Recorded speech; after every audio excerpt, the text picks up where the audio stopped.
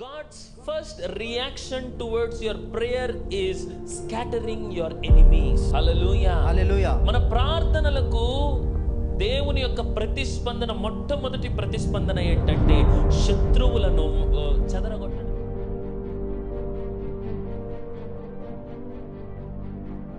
If God is asking us to pray, ದೇವರು ನಮ್ಮನ್ನು ಪ್ರಾರ್ಥಿಸು ಅಂತ ಹೇಳ್ತಾ ಇದ್ದಾನೆ ಅಂದ್ರೆ what is his response towards that? ಆ ಪ್ರಾರ್ಥನೆಗೆ ಆತನ ಪ್ರತಿಕ್ರಿಯೆ ಏನು? What is the main intention of God asking man to pray? ಮನುಷ್ಯನನ್ನು ದೇವರು ಪ್ರಾರ್ಥನೆ ಮಾಡು ಅಂತ ಕೇಳುವ ಮುಖ್ಯ ಉದ್ದೇಶವೇನು? You see, prayer is allowing God to intervene in the authority of man's dominion. Hallelujah. Hallelujah. And that is the very reason Jesus prays in the heavenly prayer. ಅದೇ ಕಾರಣಕ್ಕಾಗಿ ಯೇಸು ಕ್ರಿಸ್ತನು ಪರಲೋಕ ಪ್ರಾರ್ಥನೆಯಲ್ಲಿ ಪ್ರಾರ್ಥಿಸ್ತಾನೆ. Our Father in heaven, ಪರಲೋಕದಲ್ಲಿರುವ ತಂದೆಯೇ, hallowed be thy name. ನಿನ್ನ ನಾಮವು ಮಹಿಮೆಪಡಿಸಲ್ಪಡಲಿ. Thy kingdom come. ನಿನ್ನ ರಾಜ್ಯವು ಬರಲಿ. You see, allowing the king's rulership into man's rulership. ದೇವರ ಒಂದು ಪಾಲನೆ, ರಾಜನ ಪಾಲನೆಯನ್ನು ಮನುಷ್ಯನ ಒಂದು ಆಳ್ವಿಕೆಗೆ ತರುವುದು. హల్లెలూయా హల్లెలూయా హల్లెలూయా హల్లెలూయా. దేవుని రాజ్యం యొక్క అధికారాన్ని మానవుని యొక్క అధికారము ఆధిపత్యములోనికి ప్రవేశించడానికి దేవునికి అనుమతించడమే ప్రార్థన అంటే. ದೇವರ ಒಂದು ಅಧಿಕಾರವನ್ನು, ಪಾಲನೆಯನ್ನು ಮನುಷ್ಯನ ಆಧಿಪತ್ಯದೊಳಗೆ ಅನುಮತಿ ಮಾಡುವುದೇ ಪ್ರಾರ್ಥನೆ ಅಂದ್ರೆ. Hallelujah hallelujah. And when we are calling out unto these heavens, ನಾವು ಪರಲೋಕಕ್ಕೆ ನಾವು ಕೂಗುತ್ತಾ, and when we kneel down for prayer, ನಾವು ಪ್ರಾರ್ಥನೆಗಾಗಿ ಮೊಣಕಾಲೂರಿದಾಗ, and when our heart decides that we have to call unto the heavens for our help, ನಮ್ಮ ಹೃದಯ ಯಾವಾಗ ನಮ್ಮ ಸಹಾಯಕ್ಕಾಗಿ ಪರಲೋಕವನ್ನು ನಾವು ಕೂಗಬೇಕು ಅಂತ ಅನಿಸುತ್ತದೋ, when your heart with integrity, with upright heart, when your heart is filled with integrity and it really wants the help of the heaven, ನಿಮ್ಮ ಹೃದಯವು ಪರಲೋಕದ ಒಂದು ಸಹಾಯವನ್ನು ಬೇಕು ಅಂತ ಆಕಾಂಕ್ಷಿಸಿದಾಗ, that's when God does few things. ಆಗನೇ ದೇವರು ಕೆಲವೊಂದು ವಿಷಯಗಳನ್ನು ಮಾಡ್ತಾನೆ. And the very first thing that God does in prayer is, ಪ್ರಾರ್ಥನೆಯಲ್ಲಿ ದೇವರು ಮಾಡುವ ಮೊಟ್ಟ ಮೊದಲನೇ ಕಾರ್ಯ ಏನಂದ್ರೆ, Psalms chapter 6 verse 9 and 10. 9 ಮತ್ತು 10 ವಚನ. The Lord has heard my supplication, the Lord will receive my prayer. Let all my enemies be ashamed and greatly troubled. Let them turn back and be ashamed suddenly. Hallelujah. ಯೆಹೋವ ದೇವರು ನಾನು ಕರುಣೆಗಾಗಿ ಕೇಳಿದ ನನ್ನ ಮೊರೆಯನ್ನು ಆಲಿಸಿದ್ದಾನೆ. ಯೆಹೋವ ದೇವರು ನನ್ನ ಪ್ರಾರ್ಥನೆಯನ್ನು ಸ್ವೀಕರಿಸುವರು. ನನ್ನ ಶತ್ರುಗಳೆಲ್ಲರೂ ನಾಚಿಕೆಪಟ್ಟು ತತ್ತರಿಸುವವರು. ಕ್ಷಣ ಮಾತ್ರದಲ್ಲಿ ಅವರು ಅವಮಾನಗೊಂಡು ಹಿಂದಿರುಗಿ ಹೋಗುವರು. Hallelujah. Hallelujah. God's first reaction towards your prayer is scattering your enemies. ನಿಮ್ಮ ಪ್ರಾರ್ಥನೆಗೆ ದೇವರ ಮೊದಲನೇ ಪ್ರತಿಕ್ರಿಯೆ ಏನಂದ್ರೆ, ನಿಮ್ಮ ಶತ್ರುಗಳನ್ನು ವ್ಯವಹರಿಸುವುದು. Hallelujah. Hallelujah. మన ప్రార్థనలకు దేవుని యొక్క ప్రతిస్పందన, మొట్టమొదటి ప్రతిస్పందన ఏంటంటే శత్రువులను చెదరగొట్టడమే. దీనికి గల కారణం ఏమంటే, ಇದಕ್ಕೆ ಕಾರಣವೇನಂದ್ರೆ, చూడండి, మన ప్రార్థన ఏమైనా అయి ఉండొచ్చు. ನೋಡಿ, ನಮ್ಮ ಪ್ರಾರ್ಥನೆ ಏನೇ మన ಆಗಿರಬಹುದು, విన్నపాలు దేని గురించి అయినా అయి ఉండొచ్చు, ನಮ್ಮ ವಿಜ್ಞಾಪಗಳು ಯಾವುದಕ್ಕೆ ಆಗಿರಬಹುದು. కానీ ప్రభువు మొట్టమొదటిగా చేసే కార్యం ఏదంటే, ಆದ್ರೆ ಕರ್ತನು ಮೊದಲನೇದಾಗಿ ಮಾಡುವ ಕಾರ್ಯ ಏನಂದ್ರೆ, మన శత్రువులను చెదరగొడతాడు. ನಮ್ಮ ವೈರಿಗಳನ್ನು ಚದರಿಸುತ್ತಾನೆ. శత్రువు యొక్క ఆలోచన మన వైపు వర్ధిల్లింపనివ్వకుండా చేస్తాడు. ವೈರಿಗಳ ಯೋಚನೆಗಳು ನಮ್ಮ ಮೇಲೆ ವೃದ್ಧಿ ಆಗದಂತೆ ಮಾಡ್ತಾನೆ. God will scatter the thoughts and the plans of the enemies. When there is an enemy in front of us, ನಮ್ಮ ಮುಂದೆ ವೈರಿ ಇದ್ರೆ, we have an enemy standing in front of us, ನಮ್ಮ ಮುಂದೆ ವೈರಿಗಳು ನಿಂತಿರೋದಾದ್ರೆ we become uneasy. ನಾವು ಗಲಿಬಿಲಿಗೊಳ್ತೀವಿ. We become very uneasy. ನಾವು ಬಹಳ ಗಲಿಬಿಲಿಗೊಳ್ತೀವಿ. We stop thinking in the way how normally we think. ನಾವು ಸಾಧಾರಣವಾಗಿ ಹೇಗೆ ಯೋಚನೆ ಮಾಡ್ತೀವಿ ಆ ತರ ಯೋಚನೆ ಮಾಡೋದನ್ನ ಬಿಟ್ಬಿಡ್ತೀವಿ. Though the enemy isn't doing anything to us, ಆ ಶತ್ರು ನಮ್ಮನ್ನ ಏನು ಮಾಡದೇ ಇದ್ರು ಸಹ, but still you start worrying and become uneasy when you have your enemy in front of you. ಆದ್ರೂ ಸಹ ಅವನು ನಮ್ಮ ಮುಂದೆ ನಿಂತಿದ್ದಾನೆ ಅಂದ್ರೆ ನಾವು ಅವನ ಬಗ್ಗೆ ಚಿಂತಿಸ್ತೀವಿ, ನಾವು ಗಲಿಬಿಲಿಗೊಳ್ತೀವಿ. You cannot please God with an uneasy heart. ಈ ತರ ಗಲಿಬಿಲಿಗೊಳ್ಳುವ ಹೃದಯದಿಂದ ದೇವರನ್ನು ನಾವು ಮೆಚ್ಚಿಸಲಾರೆವು. With an heart of anxiety you cannot face the presence of God. ಈ ತರ ಗಲಿಬಿಲಿರುವ ಈ ಹೃದಯದಿಂದ ನಾವು ದೇವರ ಪ್ರಸನ್ನತೆಯನ್ನು ಅನುಭವಿಸೋದಕ್ಕಾಗಲ್ಲ. With confusion and weakness you cannot meet God in his presence. ಈ ಬಲಹೀನತೆಯಿಂದ, ಈ ಗಲಿಬಿಲಿಯಿಂದ ನಾವು ದೇವರ ప్రసన్నತೆಯನ್ನು ನಾವು ಸೇರುವುದಕ್ಕಾಗಲ್ಲ. చూడండి, గెత్సేమనే తోటలో ప్రభు ప్రార్థన చేసేటప్పుడు ನೋಡ್ರಿ, ಗೆತ್ಸೆಮನೆ ತೋಟದಲ್ಲಿ ಪ್ರಭು ಕರ್ತನು ಪ್ರಾರ್ಥನೆ ಮಾಡುವಾಗ శిష్యులందరూ బయట కాసుకొని ఉంటారు. ಶಿಷ್ಯರೆಲ್ಲರೂ ಹೊರಗೆ ಕಾದುಕೊಂಡಿರ್ತಾರೆ. ప్రభు ఆమె దూరంలోకి పోయి ప్రార్థన చేస్తుంటాడు. ಕರ್ತನು ಸ್ವಲ್ಪ ದೂರದಲ್ಲಿ ಹೋಗಿ ಪ್ರಾರ್ಥನೆ ಮಾಡ್ತಾ ಇರ್ತಾನೆ. ప్రార్థనలో 1 గంట సేపు ప్రార్థన చేసుకొని తిరిగి వచ్చిన తర్వాత ಅಲ್ಲಿ 1 ತಾಸು ಪ್ರಾರ್ಥನೆ ಮಾಡಿ ತಿರುಗಿ ಬಂದ್ಮೇಲೆ చూడండి, ప్రభు శిష్యులతో అంటున్నాడు, మీరు ఒక్క గడి అయినా నాతో ప్రార్థన చేయలేరా? ನೋಡ್ರಿ, ನೀವು ನನ್ನ ಜೊತೆಗೆ 1 ಗಡಿಗೆ ಆದ್ರೂ ಪ್ರಾರ್ಥನೆ ಮಾಡಕ್ಕಾಗಲ್ವಾ ಅಂತ ಶಿಷ್ಯರನ್ನ ಕೇಳ್ತಾ ಇದ್ದಾರೆ. హల్లెలూయా, హల్లెలూయా. నాతో కలిసి ఒక గడి అయినా మీరు ప్రార్థన చేయలేరా? ನನ್ನೊಂದಿಗೆ ಸೇರಿ 1 ಗಳಿಗೆ ಆದ್ರೂ ನೀವು ಪ್ರಾರ್ಥನೆ ಮಾಡಲಾರ. అందుకు ప్రభు అంటున్నాడు, ಅದಕ್ಕೆ ಕರ್ತನು ಹೇಳ್ತಾ ಇದ್ದಾನೆ, ఆత్మ సిద్ధమే, ಆತ್ಮವು ಸಿದ್ಧವಾಗಿದೆ, ఆత్మ సిద్ధమే, ಆತ್ಮ ಸಿದ್ಧವಾಗಿಯೇ ಇದೆ, శరీరము బహు బలహీనము. ಆದ್ರೆ ಶರೀರ ಬಹು ಬಲಹೀನವಾಗಿದೆ, శరీరము చాలా బలహీనము. This very reason, ಇದೇ ಕಾರಣದಿಂದ having our mental thoughts and fleshly thoughts being weak in the sight of God, ನಮ್ಮ ಮಾನಸಿಕ ಯೋಚನೆಗಳು, ನಮ್ಮ ಶರೀರವು ಬಲಹೀನವಾಗಿರೋದ್ರಿಂದ, with this weakness we cannot face God. ಈ ಬಲಹೀನತೆಯಲ್ಲಿ ನಾವು ದೇವರನ್ನು ನೋಡೋದಕ್ಕಾಗಲ್ಲ. With this weakness we cannot continue in prayer. ಇದೇ ಬಲಹೀನತೆಯಿಂದ ನಾವು ಪ್ರಾರ್ಥನೆಯಲ್ಲಿ ಮುಂದುವರಿಯೋದಕ್ಕಾಗಲ್ಲ. Our weakness is not the enemy. ನಮ್ಮ ಬಲಹೀನತೆ ಶತ್ರುವಲ್ಲ. Our weakness is thinking that enemy is trying to do something against me. ನಮ್ಮ ಬಲಹೀನತೆ ಏನಂದ್ರೆ, ಶತ್ರು ನಮ್ಮ ವಿರುದ್ಧವಾಗಿ ಏನೋ ಮಾಡ್ತಾ ಇದ್ದಾನೆ ಅಂತ ಯೋಚನೆ ಮಾಡೋದೇ ನಮ್ಮ ಬಲಹೀನತೆ. Hallelujah. Hallelujah. This is human tendency. ಇದು ಮಾನವ ಸ್ವಭಾವ. This is our thoughts. ಇವು ನಮ್ಮ ಯೋಚನೆಗಳು. Doing our thoughts are not in our control. ನಮ್ಮ ಯೋಚನೆಗಳು ನಮ್ಮ ಇಲ್ಲದಿರುವಾಗ they are not in our control because ಅವು ನಮ್ಮ ಹಿಡಿತದಲ್ಲಿ ಇರಲ್ಲ. ಯಾಕೆಂದ್ರೆ you are believing what you are seeing through your eyes.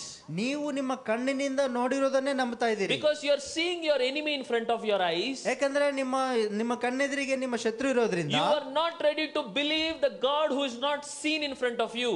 ನಿಮ್ಮ ಮುಂದೆ ಕಾಣದೇ ಇರುವ ದೇವರನ್ನು ನೀವು ನಂಬ್ತಾ ಇಲ್ಲ. That's why Jesus said in Matthew chapter 12 verse 29, ಅದನ್ನೇ ಯೇಸು ಕ್ರಿಸ್ತನು ಮತ್ತಾಯನ ಬರೆದ ಸುವಾರ್ತೆ 12ನೇ ಅಧ್ಯಾಯ 29ನೇ ವಚನದಲ್ಲಿ ಹೇಳಿದ್ದಾನೆ, it is very important for us to bind the strong one before entering into a house. ಯಾವುದೇ ಮನೆಯಲ್ಲಿ ನಾವು ಪ್ರವೇಶಿಸುವುದಕ್ಕೂ ಮುಂಚೆ ಆ ಮನೆಯಲ್ಲಿರುವ ಬಲವಂತನನ್ನು ನಾವು ಬಂಧಿಸುವುದು ಮುಖ್ಯವಾಗಿದೆ. See, Jesus is trying to say, ಯೇಸು ಕ್ರಿಸ್ತನು ಏನು ಹೇಳಲು ಪ್ರಯತ್ನಿಸ್ತಾನಂದ್ರೆ, there is a thief, ಒಬ್ಬ ಕಳ್ಳನಿದ್ದಾನೆ, who is trying to plunder, ಅವನು ಕಳ್ಳತನ ಮಾಡೋದಕ್ಕೆ ಬರ್ತಾ who ಇದ್ದಾನೆ, is trying to kill. ಅವನು ಸಾಯಿಸೋದಕ್ಕೂ ಬರ್ತಾ ಇದ್ದಾನೆ. Okay, if that thief enters into that house, ಆ ಕಳ್ಳನು ಆ ಮನೆಯನ್ನು ಪ್ರವೇಶಿಸಿದಾಗ, and if there is a strong man in that house, ಆ ಮನೆಯಲ್ಲಿ ಒಬ್ಬ ಬಲವಂತನಾದ ಮನುಷ್ಯನಿದ್ರೆ, he cannot plunder and he cannot kill. ಅವನು ಕಳ್ಳತನ ಮಾಡೋಕ್ಕಾಗಲ್ಲ, ಸಾಯಿಸೋದಕ್ಕೂ ಆಗಲ್ಲ. He binds the strong man first and then try to plunder. He will definitely succeed in whatever he is doing. ಆ ಬಲವಂತನನ್ನು, ಬಲವಾದ ಮಾನವನನ್ನು ಮೊದಲು ಕಟ್ಟಿ ಹಾಕಿ ಆಮೇಲೆ ಕಳ್ಳತನ ಮಾಡೋದಕ್ಕೆ ಅವನು ಪ್ರಯತ್ನಿಸಿದರೆ ಅವನು ಕಳ್ಳತನ ಮಾಡಬಲ್ಲನು. Hallelujah. Hallelujah. That is how we have to enter into prayer. ಅದೇ ರೀತಿಯಾಗಿ ನಾವು ಪ್ರಾರ್ಥನೆಯಲ್ಲಿ We ಪ್ರವೇಶಿಸಬೇಕು. have to bind the strongholds that are trying to disturb us, that are trying to pull us back, that are trying to make us weak. ನಮ್ಮನ್ನು ಹಿಂದಕ್ಕೆ ಎಳೆಯುವ, ನಮ್ಮನ್ನು ಗಲಿಬಿಲಿಗೊಳಿಸುವ, ನಮ್ಮನ್ನು ಬಲಹೀನ ಮಾಡುವ ಆ ದುರಾತ್ಮಗಳನ್ನು ನಾವು ಬಂಧಿಸಬೇಕು. If you are not doing that, that disturbance will keep pulling you back, will not let you move forward in prayer. ನಾವು ಅದನ್ನು ಬಂಧಿಸಿಲ್ಲ ಅಂದ್ರೆ ಆ ದುರಾತ್ಮನು ನಮ್ಮನ್ನು ಗಲಿಬಿಲಿಗೊಳಿಸಿ ನಾವು ಪ್ರಾರ್ಥನೆಯಲ್ಲಿ ಮುಂದೆ ಹೋಗೋದಕ್ಕಾಗದೆ ನಮ್ಮನ್ನು ಎಳಿತಾನೆ ಹಿಂದಕ್ಕೆ. That is human tendency. ಇದು ಮಾನವ ಸ್ವಭಾವ. Hallelujah. Hallelujah. ఈ స్వభావంతో, ఈ స్వభావದಿಂದ, ఈ బలహీనతలతో, ఈ బలహీనತೆಗಳಿಂದ ప్రార్థనలో నువ్వు కొనసాగలేవు, ప్రార్థನೆಯಲ್ಲಿ ಮುಂದುವರಕ್ಕಾಗಲ್ಲ, ప్రార్థనలో నువ్వు వర్ధిల్లలేవు, ಪ್ರಾರ್ಥನೆಯಲ್ಲಿ ವೃದ್ಧಿ ಆಗೋದಕ್ಕಾಗಲ್ಲ, ప్రార్థనలో నువ్వు జయము పొందలేవు, ಪ್ರಾರ್ಥನೆಯಲ್ಲಿ ಜಯ ಸಾಧಿಸೋದಕ್ಕಾಗಲ್ಲ. ఎందుకంటే there is a distraction. దృష్టి మళ్ళించే ఒక సన్నివేశం నీ ముందు జరుగుతా ఉంది. ನಿನ್ನ ದೃಷ್ಟಿಯನ್ನು ಮರಳಿಸುವ ಒಂದು ಸನ್ನಿವೇಶ ನಿನ್ನ ಮುಂದೆ ನಡೀತಾ ಇದೆ. There is a distraction which is not allowing you to see what God can do. ದೇವರು ಏನು ಮಾಡಬಲ್ಲನು ಅನ್ನೋದನ್ನು ನಿನ್ನ ನೋಡುವುದೇ ನಿನ್ನ ಗಲಿಬಿಲಿಗೊಳಿಸ್ತಾ ಇದೆ. ಹಲ್ಲೆಲೂಯಾ. వాస్తవంగా చెప్పాలంటే నిజಕ್ಕೆ శత్రువు అనేవాడు బలహీనుడే. ನಿಜಕ್ಕೆ ಹೇಳ್ಬೇಕಂದ್ರೆ ಶತ್ರು ಅನ್ನೋನು ಬಲಹೀನನೇ. వాడిని బలపరిచేది ఏదో తెలుసునా? ಅವನನ್ನು ಬಲಪಡಿಸೋದು ಯಾರು ಗೊತ್ತಾ? మన ఆలోచనలు, ನಮ್ಮ ಯೋಚನೆಗಳು. మనం ఏ రీతిగా ఆలోచిస్తుండమో, ನಾವು ಯಾವ ರೀತಿಯಾಗಿ ಯೋಚನೆ ಮಾಡ್ತಾ ಇದೀವಿ, మనం ఏ రీతిగా వాడిని గురించి యోచన చేస్తుండమో, ನಾವು ಯಾವ ರೀತಿ ಅವನ ಬಗ್ಗೆ ಯೋಚನೆ ಮಾಡ್ತಾ ಇದೀವೋ, అది పరిస్థితి అయి ఉండొచ్చు, ಅದು ಪರಿಸ್ಥಿತಿ ఆ ಆಗಿರಬಹುದು, పరిస్థితిలో ఉండే మనుషులు అయి ఉండొచ్చు, ಆ ಪರಿಸ್ಥಿತಿಯಲ್ಲಿರುವ ఆ ಮನುಷ್ಯರಾಗಿರಬಹುದು, పరిస్థితికి సంబంధించిన ఏదైనా అయి ఉండొచ్చు. ಆ ಪರಿಸ್ಥಿತಿಗೆ ಸಂಬಂಧಪಟ್ಟಿರುವ ಏನೇ ಆಗಿರಬಹುದು, శత్రువే, ನಿಮಗೆ ಶತ್ರುವೇ. నిన్ను బలహీన పరిచే ప్రతిదీ నీకు శత్రువే. ನಿನ್ನನ್ನು ಬಲಹೀನಪಡಿಸುವ ಪ್ರತಿಯೊಂದು ನಿನಗೆ ಶತ್ರುವೇ. నిన్ను ముందుకు కొనసాగనివ్వకుండా వెనక్కి లాగుతుండే ప్రతిదీ నీకు శత్రువే. ನೀನು ಮುಂದೆ ಹೋಗದೆ ನಿನ್ನನ್ನು ಹಿಂದಕ್ಕೆ ಎಳಿತಾ ಇರುವ ಪ್ರತಿಯೊಂದು ಶತ್ರುವೇ. నీ అభివృద్ధిని ఆపేస్తున్న ప్రతిదీ నీకు శత్రువే. ನಿನ್ನ ವೃದ್ಧಿಯನ್ನು ನಿಲ್ಲಿಸ್ತಾ ಇರುವ ಪ್ರತಿಯೊಂದು ನಿನಗೆ ಶತ್ರುವೇ. అందుకే ప్రభు అంటున్నాడు, నిన్ను నీ చెయ్యి గనుక నీ కన్ను గనుక పరలోక రాజ్యములోకి వెళ్ళనివ్వకుండా నిన్ను అభ్యంతరపరుస్తుందంటే ఆ చెయ్యి నరికేయి, ఆ కన్నును తీసేయి. ನಿನ್ನನ್ನು ಪರಲೋಕ ರಾಜ್ಯಕ್ಕೆ ಹೋಗದೆ ನಿನ್ನ ಕೈ ಆತಂಕ ಪಡಿಸ್ತಾ ಇದ್ರೆ ಕೈಯನ್ನು ಕಡಿದು ಬಿಡು, ನಿನ್ನ ಕಣ್ಣು ಆತಂಕ ಪಡಿಸ್ತಾ ಇದ್ರೆ ಕಣ್ಣನ್ನು ತೆಗೆದು ಬಿಡು ಅಂತ ಹೇಳ್ತಾನೆ. Hallelujah. Hallelujah. Everything that doesn't allow you to move near to the kingdom of heaven is your enemy.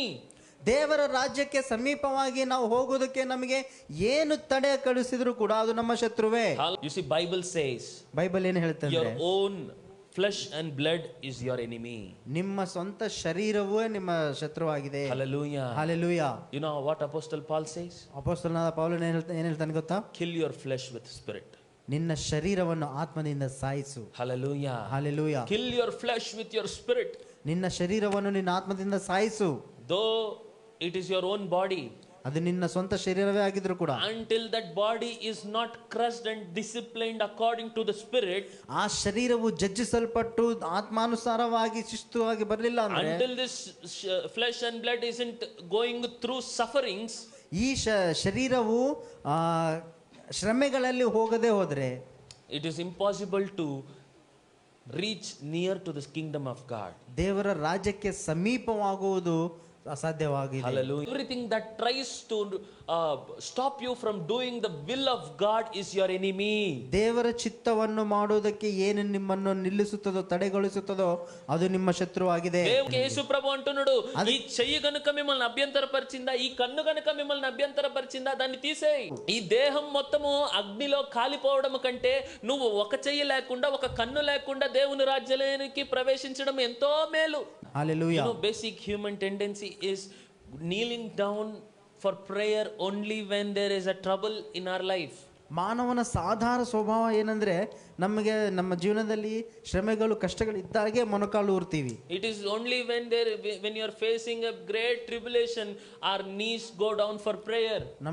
That is really unacceptable. ಅದು ಆ ಪ್ರಾರ್ಥನೆ ಒಪ್ಪಿಕೊಳ್ಳಲು The reason why it is unacceptable is, ಯಾಕೆ ಇಂಥ ಪ್ರಾರ್ಥನೆಗಳು ಒಪ್ಪಿಕೊಳ್ಳೋದಿಲ್ಲ you are ಅಂದ್ರೆ, just being an opportunist. ನೀವು ಬರೀ ಅವಕಾಶವಾದಿಗಳಾಗಿದ್ದೀರಿ. You are just being opportunist. ನೀವು ಅವಕಾಶವಾದಿಗಳಾಗಿದ್ದೀರಿ. When you have everything good and fine for you, ನಿಮ್ಗೆ ಎಲ್ಲಾ ಇದ್ದಾಗ you don't need the presence of God. ನಿಮಗೆ ದೇವರ ಪ್ರಸನ್ನತೆ ಬೇಡ. You forget the presence of God. ನೀವು ದೇವರ ಪ್ರಸನ್ನತೆಯನ್ನು You ಮರೆತು don't ಬಿಡ್ತೀರಿ. ask for his help. ನೀವು ಆತನ ಸಹಾಯವನ್ನು You ಕೇಳೋದಿಲ್ಲ. don't call unto his name. ಆತನ ನಾಮವನ್ನು You ಕೂಗುವುದಿಲ್ಲ. don't search for him. ಆತನಿಗಾಗಿ ನೀವು But ಹುಡುಕುವುದಿಲ್ಲ. when you start having a trouble in your life, ನಿಮ್ಮ ಜೀವನದಲ್ಲಿ ನಿಮಗೆ ಶ್ರಮೆಗಳು ಬಂದಾಗ your knees perfectly go down for prayer. ನಿಮ್ಮ ಮೊಣಕಾಲುಗಳು ಸೀದಾ ಪ್ರಾರ್ಥನೆಗೆ ಮೊಣಕಾಲು ಇರ್ತವೆ. And that is the very reason why we are all in so many difficulties, and it is being so much difficult for us to move forward in life. ಅದೇ ಕಾರಣದಿಂದಲೇ ನಾವು ಎಷ್ಟೋ ಕಷ್ಟಗಳಲ್ಲಿ ಇದ್ದೀವಿ, ಎಷ್ಟೋ ನಮ್ಮ ಜೀವನದಲ್ಲಿ ಮುಂದೆ ಹೋಗೋದಕ್ಕೆ ಆಗ್ತಾ ಇಲ್ಲ. Because you have been an opportunist. ಯಾಕಂದ್ರೆ ನೀವೆಲ್ಲರೂ ಅವಕಾಶವಾದಿಗಳಾಗಿ. Do not be an opportunist. ಅವಕಾಶವಾದಿಗಳಾಗಿರಬೇಡಿ. He is having victory over us. ನಮ್ಮ ಮೇಲೆ ಶತ್ರುವಿಗೆ ಜಯ ಹೊಂದುತ್ತಾ ಇದ್ದಾನೆಂದ್ರೆ, The reason is you. ಆ ಕಾರಣ ನೀವೇ. The reason is you. ಅದಕ್ಕೆ ಕಾರಣ ನೀವೇ. You are allowing him inside.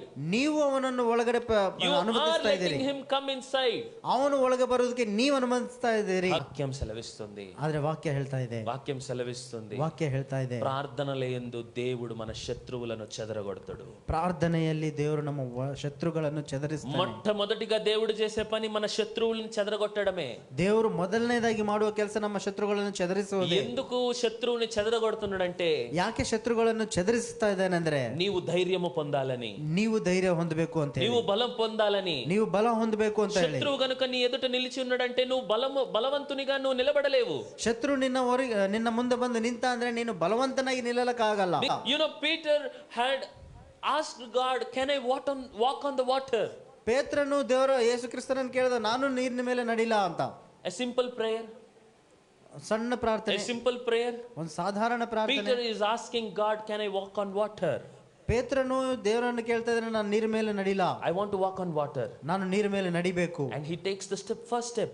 ಆತನು ಮೊದಲನೇ ಹೆಜ್ಜೆ ಹಾಕ್ತಾನೆ. Successfully he takes the first step. ಯಶಸ್ವಿಯಾಗಿ ಆತನು ಮೊದಲನೇ ಹೆಜ್ಜೆ ಹಾಕ್ತಾನೆ. He stands there. ಆತನಲ್ಲಿ ನಿಂತ್ಕೊಳ್ತಾನೆ. And very unusual thing and very different things happen here. ಒಂದು ಅಸಾಧಾರಣ ವಿಷಯ, ಒಂದು ವ್ಯತ್ಯಾಸವಾದ ವಿಷಯ ಅಲ್ಲ ಆಯ್ತು. You know, I found it very weird. That foolish. ಅದು ಮೂರ್ಖತನವಲ್ವಾ? You know what it is written? ಅಲ್ಲಿ ಏನ್ ಬರೆದಿದೆ? Peter saw the wind that was passing by. ಪೇತ್ರನು ಅಲ್ಲಿ ಗಾಳಿ ಹೋಗೋದನ್ನು ನೋಡಿದನು. How is it possible for a man to see wind that is passing by? ಅಲ್ಲಿ ಹೋಗ್ತಾ ಇರುವ ಗಾಳಿಯನ್ನು ನೋಡೋದಕ್ಕೆ ಮನುಷ್ಯನಿಗೆ ಹೇಗೆ ಸಾಧ್ಯ? I would like to ask, is there any man alive or any man dead or any man in the past or in the future who has seen wind? Is it possible scientifically, naturally, spiritually, in any which ways? It is impossible to see wind. ವೈಜ್ಞಾನಿಕವಾಗಿ ಆಗ್ಲಿ ಆತ್ಮಾನುಸಾರವಾಗ್ಲಿ ಯಾವುದೇ ಪ್ರಕಾರ ಆಗ್ಲಿ ಗಾಳಿಯನ್ನು ನೋಡೋದಕ್ಕಾಗತ್ತಾ It ಮನುಷ್ಯನಿಗೆ? is impossible. ಅದು ಅಸಾಧ್ಯವು. And it is so unreal. ಅದು ನಿಜ ಅಲ್ಲವೇ ಅಲ್ಲ. Hallelujah. Hallelujah. This is what human tendency is. ಇದೇ ಮಾನವನ ಸ್ವಭಾವ. We see the things which are unreal. ನಾವು ಅಲ್ಲಿ ನಿಜವಲ್ಲದೆ ಇರುವ ವಿಷಯಗಳನ್ನು We ನೋಡ್ತೀವಿ. would get distracted by the things which are not real and which are imaginary always. ಈ ನಿಜವಲ್ಲದ ವಿಷಯಗಳನ್ನು ಊಹಿಸಿಕೊಂಡು ನಾವು ಅಲ್ಲಿ ಗಲಿಬಿಲಿಗೊಳ್ತೀವಿ. And what happened to Peter? ಆ ಪೇತ್ರನಿಗೆ ಏನಾಯ್ತು? He drowned. ಅವನು ಮುಳುಗಿದ. He drowned. ಮುಳುಗಿದ. You know, the weakness is not because of the wind. ಆ ಬಲಹೀನತೆ ಆ ಗಾಳಿಯಿಂದ ಅಲ್ಲ. The weakness is in his eyes because ಯಾಕೆಂದ್ರೆ he was trying to see something which is not real. ಅಲ್ಲಿ ಇಲ್ಲದೆ ಇರುವುದನ್ನು ನೋಡೋದಕ್ಕೆ He ಪ್ರಯತ್ನಿಸಿದ. was trying to see something which is not important. ಮುಖ್ಯವಾಗದೆ ಇರುವುದನ್ನು ನೋಡೋದಕ್ಕೆ He was ಪ್ರಯತ್ನಿಸಿದ. trying to see something which was very distracting. And for this very reason, ಇದೇ ಕಾರಣದಿಂದ our lives are drowning. ನಮ್ಮ ಜೀವನಗಳು ಮುಳುಗ್ತಾ Our life, ಇದ್ದಾವೆ. you have to bind your flesh which is making you weak. ನಿನ್ನನ್ನು ಬಲಹೀನಗೊಳಿಸ್ತಾ ಇರುವ ಈ ಶರೀರವನ್ನು ನೀನು ಕಟ್ಟಬೇಕು. You have to put your flesh and blood into tribulation and into sufferings so that this flesh won't have victory over you and in your spiritual life. ನಿಮ್ಮ ಶರೀರವನ್ನು ನೀವು ಶ್ರಮೆಗೆ ಅನುಮತಿಸಬೇಕು. ಯಾಕಂದ್ರೆ ನೀವು ಆತ್ಮಾನುಸಾರ ಜೀವನ ಹೊಂದಿಕೊಳ್ಳೋದಕ್ಕೆ ಶರೀರ ನಿಮ್ಮನ್ನು ತಡೆಯುತ್ತೆ. Hallelujah. Hallelujah. Hallelujah. Hallelujah. Stop your flesh ನಿಮ್ಮ ಶರೀರವನ್ನು ನಿಲ್ಲಿಸಿ and start killing it. ಅದನ್ನ ಸಾಯಿಸೋದಕ್ಕೆ ಪ್ರಾರಂಭಿಸಿ. Start killing it with your spirit. ನಿಮ್ಮ ಆತ್ಮನಿಂದ ಅದನ್ನು ಸಾಯಿಸೋದಕ್ಕೆ Because with ಪ್ರಾರಂಭಿಸಿ. this enemy, ಯಾಕಂದ್ರೆ ಈ ಶತ್ರುವು, with this enemy, ಈ ಶತ್ರುವಿಂದ you cannot see what God wants to do in your life. ದೇವರು ನಿಮ್ಮ ಜೀವನದಲ್ಲಿ ಏನು ಮಾಡಬೇಕು ಅನ್ಕೊಂಡಿದ್ದಾನೆ You ನೋಡಕ್ಕಾಗಲ್ಲ. cannot see the help that which is coming from the heaven if you are being carnal. ಪರಲೋಕ ರಾಜ್ಯದಿಂದ ಬರುವ ಆ ಸಹಾಯವನ್ನು ನಾವು ನೋಡಕ್ಕಾಗಲ್ಲ. ಯಾಕಂದ್ರೆ ಈ ಶರೀರದಿಂದ You will not be able to see it because you are full and fully having thoughts of flesh. ಅದನ್ನ ನಾವು ನೋಡಕ್ಕಾಗಲ್ಲ. ಯಾಕಂದ್ರೆ ನಾವು ಶರೀರದ ಯೋಚನೆಗಳಿಂದ ತುಂಬಿಸಲ್ಪಟ್ಟಿದ್ದೀವಿ. Hallelujah. Hallelujah. Hallelujah. Hallelujah. With this flesh you cannot praise God. ಈ ಶರೀರದಿಂದ ನಾವು ದೇವರನ್ನು With ಮೆಚ್ಚಿಸಕ್ಕಾಗಲ್ಲ. this flesh you cannot glorify God. ಈ ಶರೀರದಿಂದ ನಾವು ದೇವರನ್ನು ಮಹಿಮೆ If ಪಡಿಸೋದಕ್ಕಾಗಲ್ಲ. this flesh has to glorify God, ಈ ಶರೀರವು ದೇವರನ್ನು ಮಹಿಮೆ ಪಡಿಸಬೇಕು ಅಂದ್ರೆ this flesh has to be put on the cross. ಈ ಶರೀರವು ಶಿಲುಬೆಗೆ ಹಾಕಲ್ಪಡಬೇಕು.